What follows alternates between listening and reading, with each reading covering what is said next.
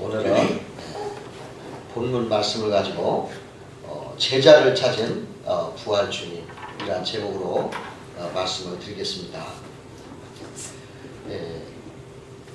십자가의 죽음 후에 부활하신 우리 예수님은 이제 그 언약을 이루고 이제 새로운 하나님의 모든 권세와 능력을 받은 그러한 영원한 살아계신 왕으로서 부활하셨기 때문에 참으로 그 높으신 분이 되었습니다.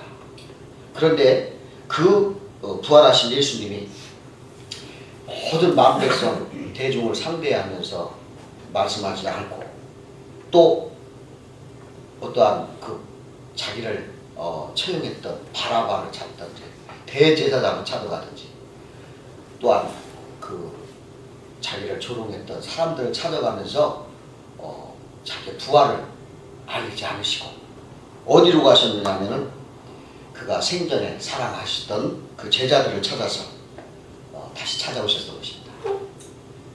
그래서 오늘은 우리 주님이 제자들을 다시 찾은 이유를 한번 생각하면서 은혜를 받고자 합니다.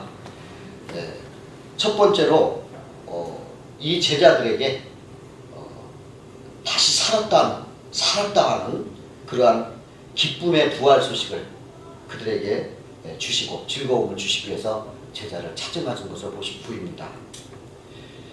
여러분, 주님의 험한 십자가 사건 이후에 가장 고통받은 사람이 누구 계세요? 물론 주님 자신이겠지만은 주님을 따르던 제자들이 하루아침에 예수님이 큰 죄를 올려서 십자가에서 처형당하고 나서 그 얼마나 두렵고 떨리겠습니까? 얼마나 그 눈앞이 깜깜했겠어요.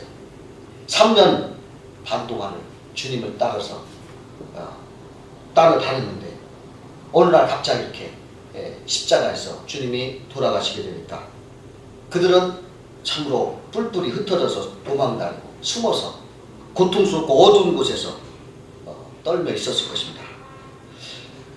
그러한 제자들에게 우리 주님은 찾아오셨어요. 그때 제자들이 그 기쁨은 정말 놀라웠을 것입니다. 우리 주님께서는 이러한 죽음같이 어두운 질곡 속에서 고통받는 사람들에게 이 부활의 소식은 최대의 기쁨이 되는 것입니다. 아멘.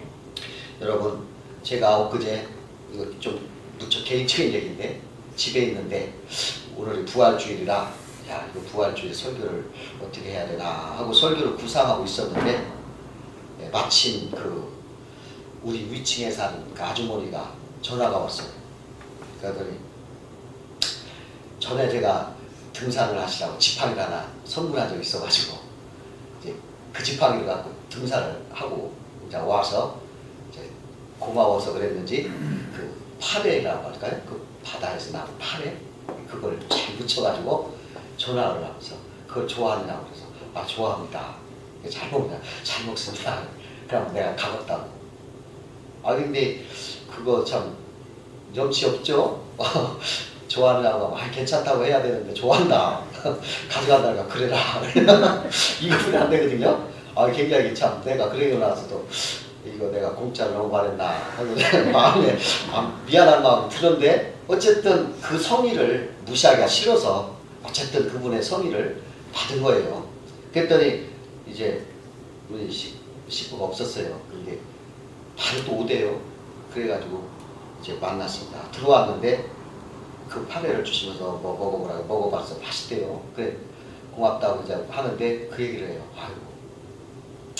내가 여기 등산로가 있거든요. 여기 큰빛교회 옆길 마당에 올라가면 쫙 가는 오솔길 있어요. 아주 좋은 등산 제가 잘 다닙니다. 주일마다. 근데 그분이 거기를 다니는 겁니다. 근데 처음 다닐 때 거기 누가 왔다 갔다 그래.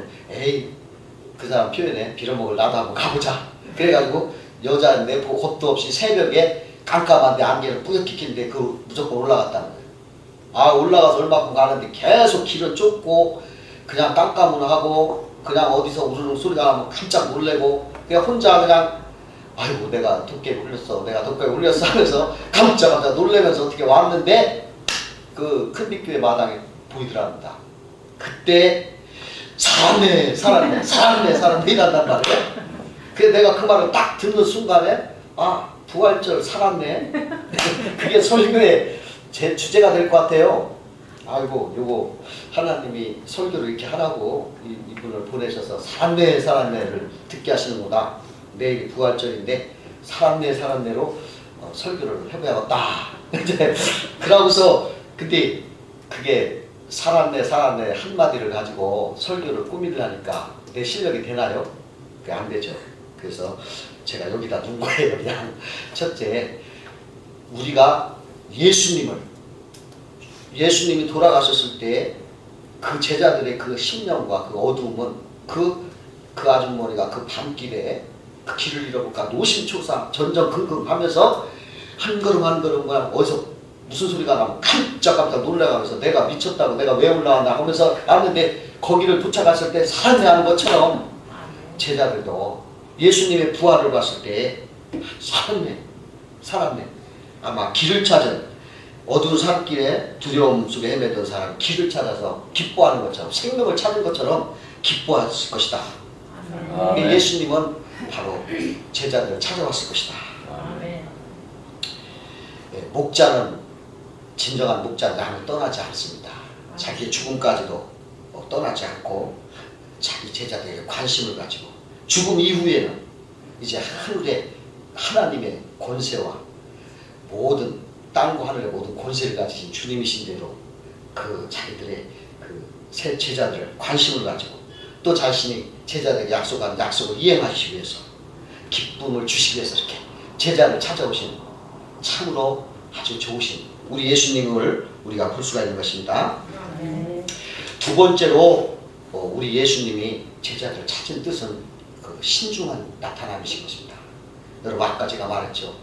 만약에 예수님이 부활하시고 나서 봐라 내가 이렇게 부활했다 하고 바라바의 왕을 찾아가든지 대제사장들을 찾아가든지 그랬을 때 그것은 그 당시 사람들에게 깜짝 놀래키고 어떠한 인기적인 이벤트 행사가 됐을 것 같아요. 그러나 그 사람들이 돼지 앞에 진주를 던지면 그 진주를 고맙게 여기지 않고 오히려 그것을 밟아서 저렇게 한다는 것처럼 그랬을 것입니다. 그런데 예수님은 그렇게 하지 아니하시고 3년 동안 자기를 동행하면서 자기에게 배웠던 그 사람들 찾아갔던 것입니다. 그리고서 왜 찾아갔겠습니까? 그 사람들이 예수님의 제자들이 예수님 밑에서 3년 동안 배우고 듣고 본 거, 그 복음을 잘 알았기 때문에 주님이 부활하신 그 사건을 만났을 때 그것을 바르게 해석할 수 있다는 것입니다.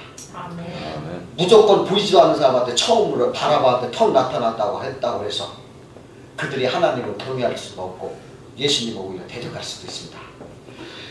예수님을 그동안 잘 알았고 예수님의 말씀을 배웠고 예수님과 함께 한 몸으로 움직였던 그 사람들이 예수님의 성격만 보고 예수님의 눈빛만 봐도 무엇을 뜻하는가를 깨닫던 그 사람들이 예수님의 부활을 바라봤을 때 그 부활에 대한 정확한 해석을 그들은 하면서 그들의 마음속에 강한 신앙으로 그 부활의 증거를 가지고 나가서 그들이 점점 누룩이 점점 밀가루에 퍼져서 팽창하는 것처럼 소수지만 작은 무리가 정말로 올바른 신앙의 부활의 그 믿음을 가지고 퍼져나갔을 것이다. 우리 예수님은 그러한 것을 가지고 나타나셨다는 게 보여지는 것입니다. 우리 하나님은 언제나 단체가 아니라 개인이에요. 여러분 엘리야 시대 때 말이죠. 그 바알과 아세라를 묵상하는 승리가 국가적인 아합 왕의 이사벨 그 국가적인 지원을 받아가지고 갈멜산에서 막 대결하는 걸 보세요. 그쪽 편은 막 850명이 절도 있게 박자를 치면서 착착착착 종교 행사를 하는데 이쪽 엘리야는 단 하나예요. 그런데 하나님은 그러한 단체 그렇게 많은 곳 그렇다고 거기에 계시는 게 아니에요.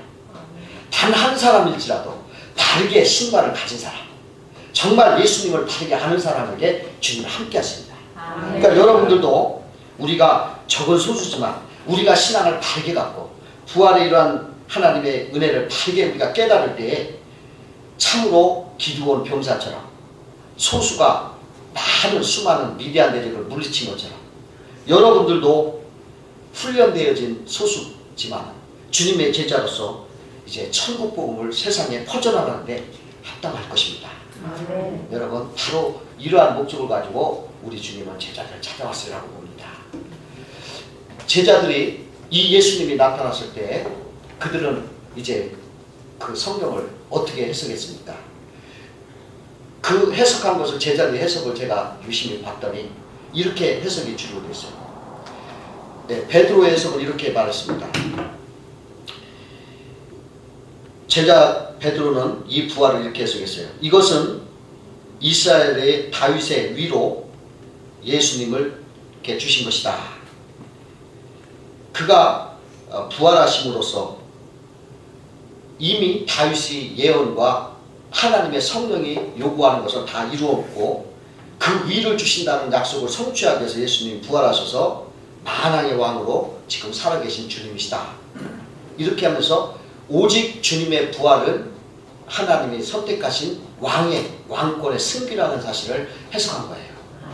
그러니까 예수님의 부활 전에는 예수님에 대한 많은 지식을 갖고 많은 신앙을 가졌지만 예수님의 부활의 사실을 보고서 이제 성경을 재해석하기를 이분이야말로 이제는 하나님이 다윗의 위를 그 후손에게 주신다는 약속을 성취한 그 다윗의 위를 가진 만왕의 이스라엘 왕이시다 라고 하는 이러한 정확한 해석을 갖고 그가 신앙을 가진 걸 볼 수가 있어요.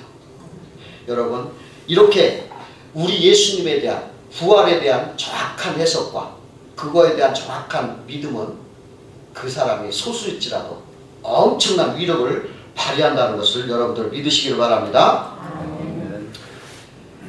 세 번째로 이 제자들을 찾으신 것은 우리 예수님께서 신앙의 연속성과 일관성을 나타내 주시려고 나타나신 것으로 보입니다. 예수님께서 생전에 따랐고 생전에 자기를 따랐던 그 제자들의 신앙, 그들이 들었던 것, 그것들이 예수님이 십자가에서 죽음 이후 부활 이후에도 그 말씀이 그대로 계승돼서 그 복음의 사실이 오히려 강화되고 사실임을 증거하는데 우리 예수님의 부활이 여기에 결정적인 역할을 볼 수가 있어요. 여러분, 우리가 가지고 있는 이 부활은, 이 복음은 연속성이 있는 것입니다. 예수님이 살아계실 때와 죽음 이후 부활하실 때와 또 동일한 일관성을 가지고 예수님은 제자들에게 자기의 복음을 증거하고 있는 것입니다. 여러분, 우리가 생전에 살아서 우리에게 듣는 이 복음, 예수 그리스도의 이 소식은 우리의 죽음 이후도 동일한 일관성을 가지고 우리에게 복된 것인 줄로 믿습니다. 예수님께서 그들을 가르쳐 주시고 그들에게 보여주시고 그들을 알려주신 복음을 무엇입니까? 우리가 크게 핵심적으로 한 세 가지만 생각을 해보겠습니다. 먼저 십자가의 죽음과 부활을 그들에게 가르쳐 주었을 때 모든 인류의 죄를 내가 십자가에서 지고 다시 3일 만에 부활하리라고 그는 이미 증거했고 그렇게 또한 실천을 했습니다. 여러분, 이 사실은 죽음 이후에도 유효한 복음인 것입니다. 일관성 있는 연속성 있는 복음인 걸 믿으시기 바랍니다. 여러분, 누구든지 예수 그리스도는 나를 위해서 죽으셨기 때문에 내 죄를 대신하여 죽으신 죽음과 그러므로 나는 주님이 그리스도의 보혈의 공로로 말미암아 죄사함 받고 용서함 받고 주님의 부활하심으로 이제 우리의 머리가 되셔서 영원한 살아계신 왕이 우리의 머리가 되셔서 그에 붙은 자들은 다 복을 받는다고 하는 놀라운 복음을 우리 예수님이 확증시켜 주신 것입니다. 두 번째로는 우리 복음의 핵심 중에 하나는 임마누엘 복음입니다. 주님께서 이제 다시 살아나셔서 영원한 왕으로서 언제나 살아계신 하나님으로서 누구에게나 이제 그게 왕이 되신다는 사실입니다. 여러분, 이게 엄청히 축복된 말씀인 겁니다. 우리가 이 땅을 살아갈 때 여러분 살아계신 지도자를 우리가 모신다는 거예요. 아멘. 다른 종교는 다 그 창시자가 무덤이 있거든요. 근데 그들은 다 살아있지 못하기 때문에 무덤을 자랑하고 있어요. 근데 우리 예수 그리스도는 무덤이 없습니다. 아멘. 왜? 부활하셨기 때문에. 아멘. 그러니까 살아 계시다는 말이에요. 여러분, 우리가 길을 갈 때 길을 모르면 죽은 사람한테 물어봐요? 산 사람한테 물어봐요? 산 사람한테 물어보죠.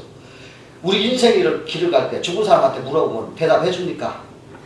못 해줍니다. 그러나 산 사람은 대답을 해줘요. 아멘. 그것처럼 우리 주님은 살아계신 영원하신 안내자입니다. 아멘. 얼마나 복이에요. 여러분 인생길을 가면서 그 안내자를 따라서 살아계신 우리 주님을 길을 따라가면 여러분들의 길은 축복의 길이 될 줄로 믿습니다. 아멘. 세 번째로 복음의 핵심이 하나는 교회의 복음을 얘기했어요. 구약성경에 많은 복음이 나왔다. 그것은 다 예수님의 그 모형이에요. 여러분, 구약에 나오는 모든 기적과 이적의 사건들은 다 예수님을 모형으로 한 모형입니다. 그 실체가 오신 거예요. 그렇기 때문에 우리가 예수를 믿으면 우리가 교회를 이루게 되는데 그 머리가 되신 예수를 중심으로 그 교회는 기사와 이적의 축복의 장소인 것입니다. 누구든지 세상에서 이탈해서 교회로 포함이 되면 교회 안에는 좋은 변화와 하나님의 기사와 이적이 날마다 솟아나는 역사가 일어납니다. 아멘. 여러분 이것을 인정하시고 날마다 나에게 우리 주님 나에게 인생의 변화를 주시옵소서. 나의 인생의 기사와 이적을 허락해 주시옵소서. 좋은 변화를 허락해 주시옵소서 하고 교회의 복음을 가지고 여러분들이 간구할 때 여러분들의 인생은 찬란하고 오묘하게 변화되고 쓴 것은 단 것이 되고 아픔은 기쁨이 되고 슬픔은 즐거움이 다 되게 변화되게 해주시는 하나님이심을 믿으시기를 주의 이름으로 축원합니다. 아멘.